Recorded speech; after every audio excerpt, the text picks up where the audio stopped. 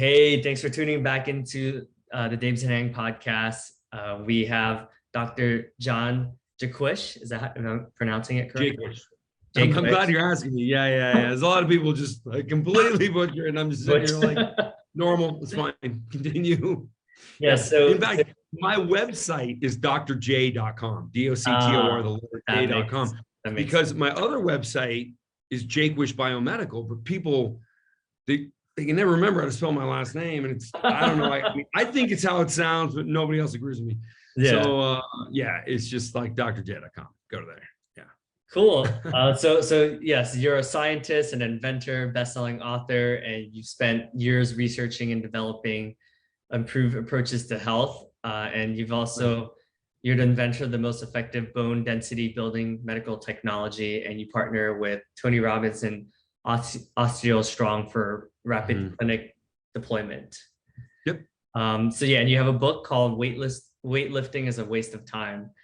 Yeah. Which Wall yeah. Street Journal bestseller, which is actually based on sales. Most people like the just so you know, forevermore, everybody who's listening, the New York Times list it has nothing to do with book sales. It has to do with the staff at the New York Times just handpicking books that they like, Huh, which is, I I mean, the didn't know third that. grade class could do that too. And my publicist told me, since you're a straight white male, you will never get on that list because now all that they care about is like social justice. Uh, And huh. since I guess according to them, all straight white males are the source of social injustice, I love that. what I'm told. I've never Yeah, heard yeah, anyone, but whatever. yeah. I hear that, and I get it. It's like they're riding a political wave, and that's what people are interested in reading and endlessly talking about now. So it's like, all right, dude, like forget that list. So we had calls with New York Times, and we're like, yeah, we're not even sending you books. Bye. Yeah.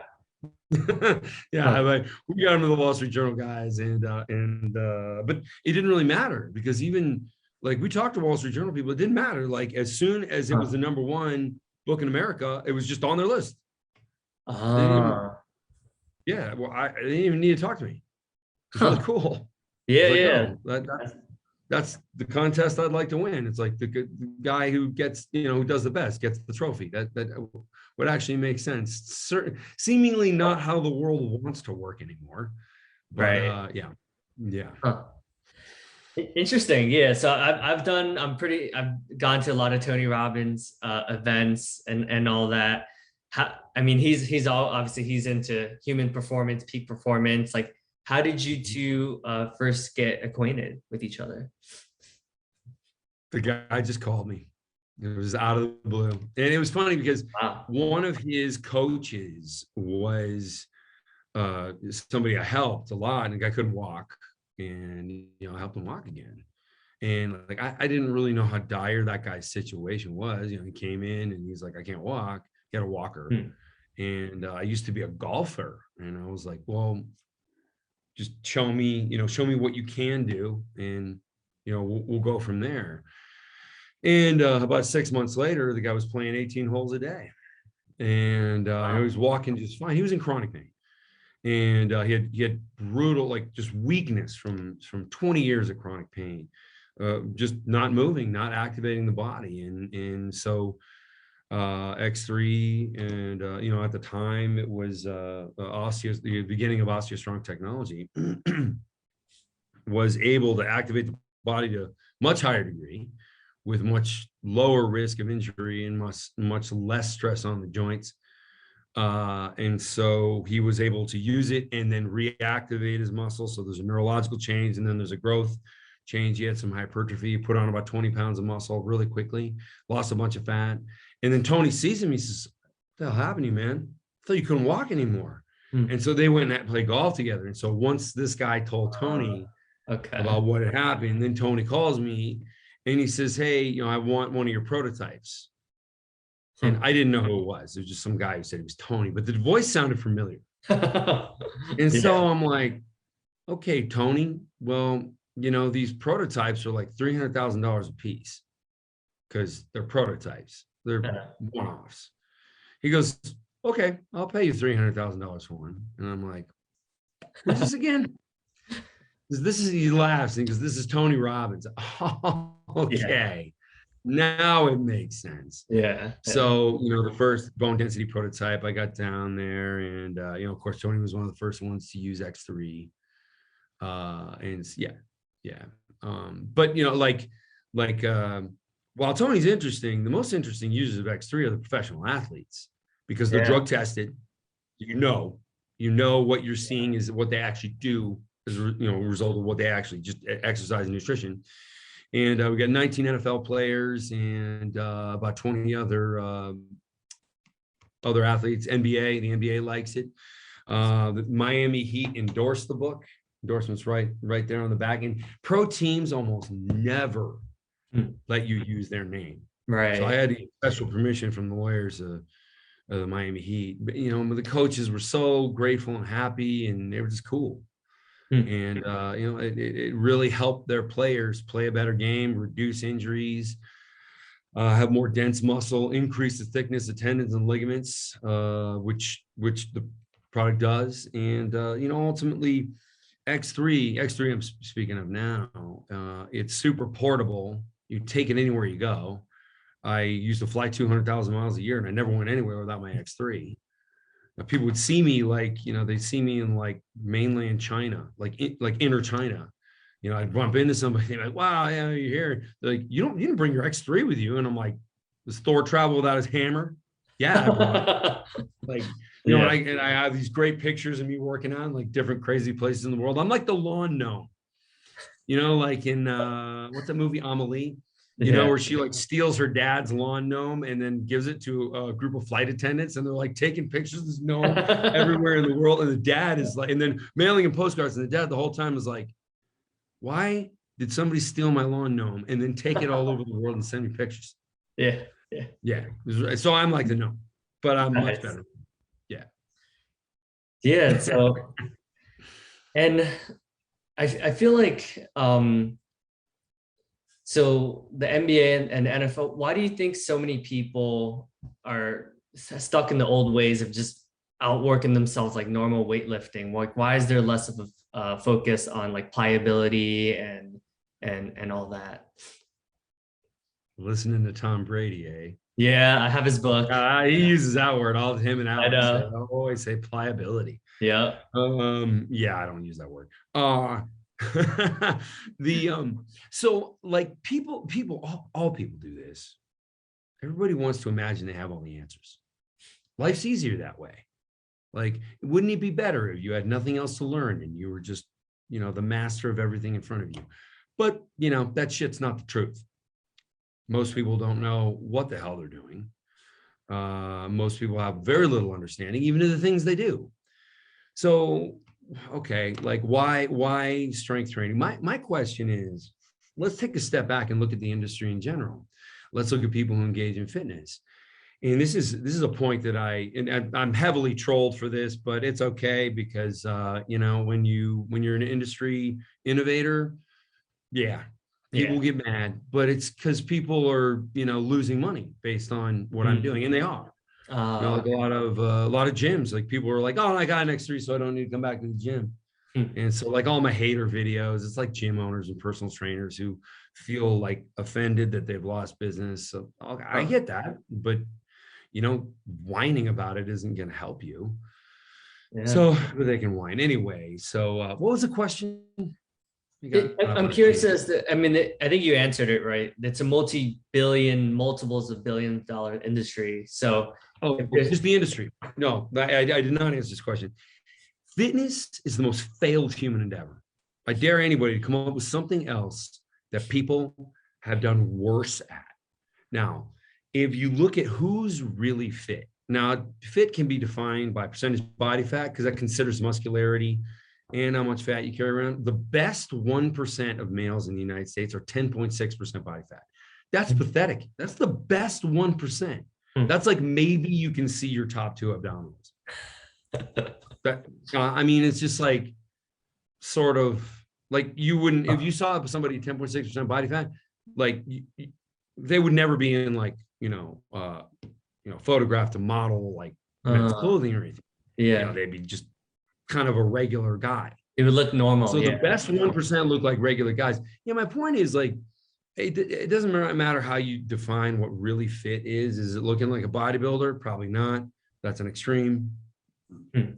But my point is, there are people who've been going to a gym or gyms for 5-10 years, and they have received nothing, no changes. They're still weak. They're still fat. Like nothing happens. And this is pretty much the whole industry. Now, I explain in the book why there are certain people who have different genetics, so that almost seemingly no matter what they do, they can row a boat and all of a sudden they look like a bodybuilder. Just grow crazy muscle. And it's like, well, how come that guy isn't even trying and he's growing muscle? And, here we have another guy who's going to the gym day after day, week after week, and he's not seeing anything. And so I explain the genetics. Like, most of it has to do with tendon insertion points. So like my pectoral tendons, like the pectoral inserts right here on the sternum, and then it attaches to this bone, the humerus, right? So it attaches normally about right here at the top of the humerus, but some people have a mutation, so it attaches down here. And they have more leverage. They have more leverage on that bone. They can activate more muscle when they're in the weaker position. These are the people that end up in the NFL. But so what we really have with regular people who don't have that mutation is a significant difference between weak to strong range. But when you train with the proper proportion of variable resistance, that genetic factor does not matter at all, and you can grow just as much muscle as the NFL player. And like I said, I love the NFL players because they're drug tested. So you look at an NFL guy and strong, fast, healthy, that's what you can do. Like the bodybuilders, yeah, everybody knows there's drugs there, and there's diuretics, and there's all kinds of crazy great lighting that they're under all the time, which, it's like people are like, why can't I ever seem to look anything like that? Yeah, they don't even look like that. Right. It's very much a sport of illusions. They all know how to like pivot their waist a little bit to make their waist look a little smaller. But that's the sport. That's fine. Right. That's what they do. Their job is to show the human body in the most aesthetically pleasing way, so people are just like mind blown, and they are, which is why it's a popular sport. I'm not bashing the sport at all, but I'm just saying what you see in a lot of those pictures, that's not a performance athlete. But you look at an NFL player, bodybuilders dehydrate before their shows. Yeah. But an NFL player is not dehydrated when he shows up to a game. Yeah. When they take his shirt off on the sidelines and they're fit, it's like, okay, dude's really fit. He didn't just like cut water. Right. Yeah. Huh.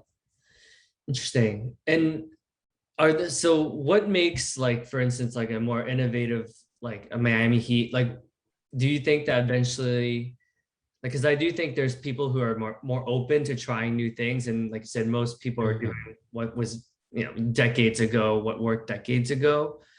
I mean, it's still mind blowing to me why it's taking so long for people to realize it doesn't work. All new innovations, I forgot who said this. It was like a philosopher, famous guy. He said, everything new is first ridiculed, then violently opposed, then accepted as normal. So like in 10 years, everybody will be training with X3 and people will be laughing. We're like, remember when people used to lift weights? Like, yeah. Well, that didn't make any sense. And then, by the way, anybody who's listening, the problem with lifting weights is whatever weight you pick, that's what you can handle in the weaker part of the movement. By definition, you pick a weight, you can handle it in the weakest part. The problem is you have 7 times greater capability in the strongest part of the movement by comparison. So most of the time you're lifting, you're not doing shit because only in the weakest range is it really difficult. And what do we know about the weakest range? Well, that's also where the joints get injured the most. So you're maximizing joint injury and minimizing growth. That's what standard training does. So now what we need is a weight that changes as we move so that it accurately and repeatably exhausts all ranges of motion in accordance to what their output capacity is. So like when I do a chest press, when I'm here, I'm 7 times stronger than I am right here. So I want a much higher weight here, maybe not 7-fold, because that's almost like a 1 rep maximum sort of number. So let's say when I do chest press, I hold 550 pounds out in front of me. And then as I lower the bar, it becomes 300 pounds. And then when it gets right up against my chest, it's 100 pounds. And then I do however many repetitions I can do until I can't get to that 550. So that's normally like 20 repetitions. And then I do 4 or 5 repetitions with the middle weight with 300. And then I do a couple 100-pound reps because I can barely move. Huh. Yeah, Man, very fast. It's Total exhaustion of the muscle. It's just I still don't understand how still like 90 but still 90% of the NBA and NFL still do the traditional weightlifting, right? It seems like. Well, this is still new, and the coaches for the Miami Heat, they're brilliant. Like their strength coach he's in the Strength Coaching Hall of Fame. So now, also keep in mind, these are people like the people I mentioned are people that have given me their written permission to use their name and likeness. Right. So they're just cool, like I didn't pay them anything. They just, I give them personalized help. Like when they have a question about what to do with their X3, or they feel like they plateaued or something like that, or, their nutrition question, they'll just call me. They all have my number. They can call me and ask me. So that's the only thing I'm giving in exchange. And so like, there's some other athletes that use it that I found out about like through other people, but they don't I don't have written permission from them. And some of them I've asked and they just kind of ignored it. Cause honestly, like some of the people we're talking about, like, I mean, they would ask for $1 million. Right. Like right out of the gate. Like, yeah, this is $1 million. Like, anything I'm going to put my name on, it's going to be $1 million minimum. So, and also I don't really think much about purchased testimonials, because what does that mean? Like, does anybody think Under Armour is really better because Dwayne Johnson uses it, is paid to use it? No. Right. I mean, they might see him in it and be like, maybe I'll look that big and strong if I put on an Under Armour shirt. I'm sure there's someone out there that thinks that. Well, okay. But I just don't think it means very much. Yeah. I think I had the innovator's dilemma, I think is the terminology for that, right? Yeah, it is. It sucks to be the first, right? In anything, because like you said, people are really set in their old ways, and people have maybe. Yeah. So yeah. Okay. Like since you said that, this is the second time. Like first I did my bone density medical device, and I had to argue with physicians from all over the world, and professors from, orthopedic departments and medical school professors. They were like, I don't know about this. And so I had a debate with them on many different stages around the world. That's part of why I was flying 200,000 miles a year for a long time. But once they would, at the beginning, I didn't have any research, and I was just talking about it in theory. And I would always present with my weaknesses first. I'll say, here are the limitations of the data I'm going to show you. It wasn't collected, in this regard. So once you tell somebody about the limitations, it's a great way to present science. Because then after you present the limitations, everybody's like, well, okay, what did you find? And then you go into that. So you disarm them right away. They have nothing to complain about because you already mentioned everything they were getting ready to complain about. Yeah. And so, it's just a straight up way to present, scientific material. And then, I'd show them the science, and then they would tell me what I was missing. So then I'd come back, the next year and speak again. But I had published science at that point. And then the year after this, I've been to World Congress on Osteoporosis 4 times. And, now I have a body of literature that is acceptable to most physicians. And they read the literature, and once you show them the evidence, they're like, this is great. I will have my patients do this. Then I came up with a fitness product, and I was warned by other scientists, don't try and make a scientific argument to fitness people. And I said, why not? Because fitness people are stupid. And I was like, they're not all stupid. And they're like, oh yeah, they are. Like the dumbest people in the world, you wouldn't believe. Right. And like, I'm just trying to like devil's advocate. What? I mean, maybe some of them, like obviously the ones on bodybuilding.com. Did you ever read that forum? Like there was a thread there that there was a guy who was convinced there was 8 days in a week, like absolutely convinced.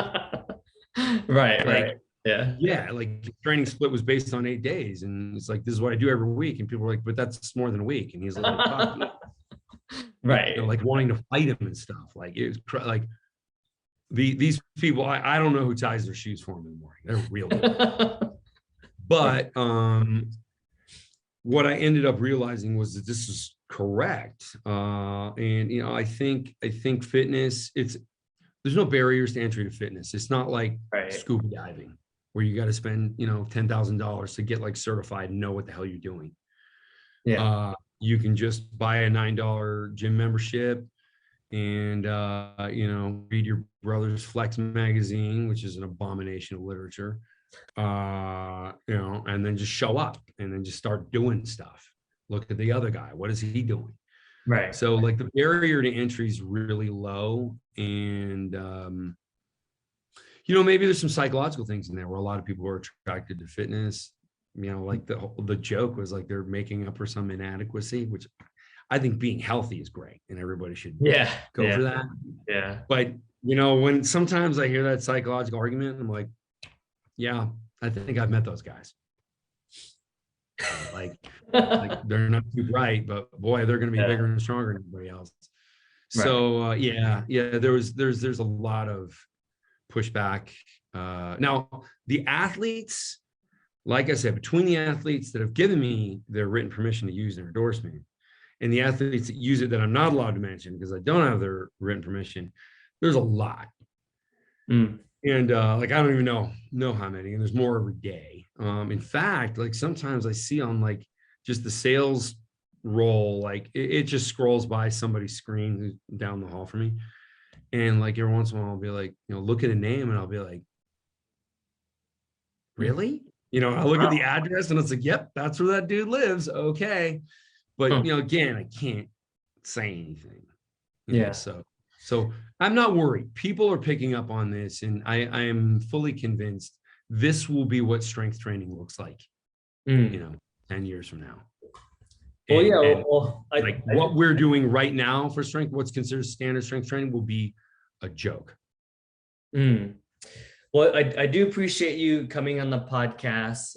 This has been really informative, and invite you all. I'll link to your book, and I really enjoyed you being link to my landing page. The one so you can get to the book, you can get to X3. Yeah, I have your landing page. Nutrition product. I take a bacterial fermentation, which is like it's like okay for vegans because it's just bacteria. Like that is the most efficient protein in the world. It is such a shortcut. Links to my Instagram. I put most of my content on Instagram. Like the platform. So it links to everything. So my landing page is drj.com, DOCTOR, the letter J.com. Okay, cool. I'll link it. Well, thank you so much. And it was really nice having you on the podcast. Thanks for having me. Cheers.